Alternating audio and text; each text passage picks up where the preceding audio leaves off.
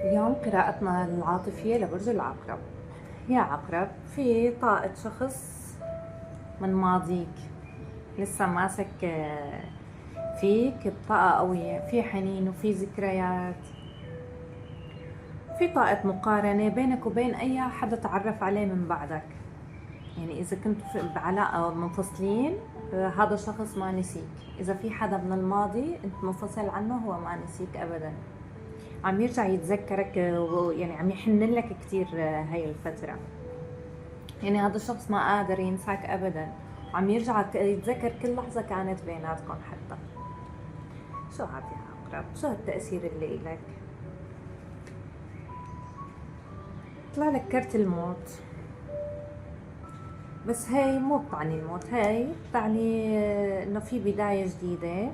ما شي سلبي يعني هاي الورقة، يعني في تحول كبير بين مرحلة قديمة كانت عم تتعبك لمرحلة أو يعني أوعى وأوضح من اللي قبل، وعم تريحك كمان. يعني إذا في رجعة، فهي رجعة مانا عشوائية، يعني مبنية على تغيير حقيقي وواقعي وعلى قرار صح هو رح ياخده. إذا عم فكر يرجع لك هذا الشخص اللي انت وياه منفصلين كنتوا. أما آخر ورقة اللي طلعت معي ال Three of Pentacles، هاي بتدل على تعاون، لقاء، حديث جدي، في خطوة جاية يعني من هيدا الشخص طبعا.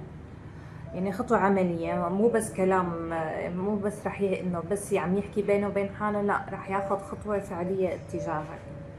في شي رح يرجع يبنيه من اول وجديد، يعني شي رح يتأسس بس بطريقة صح. يعني يا عقرب، في شخص راجع من الماضي، وراجع ليتغير، ليشتغل على العلاقة، مو ليعيد نفس الدوامة أبدا. والطاقة كلها عم تقول إنه في لقاء وحديث وفي بداية جديدة. فإذا حسيتي هاي القراءة لمستك، اكتبي لي تحت لأعرف لأي طاقة انتميتي، وخليكي هالفترة، يعني خلي هاي الفترة منتبهة، هاي الفترة اللي جاية، لأنه رح تكشف لك شيء ما كنتي متوقعتيه أبدا. فهي كانت قراءتنا لبرج العقرب اليوم، بتمنى تكون عجبتكم. بشوفكم بقراءة جديدة وفيديو جديد.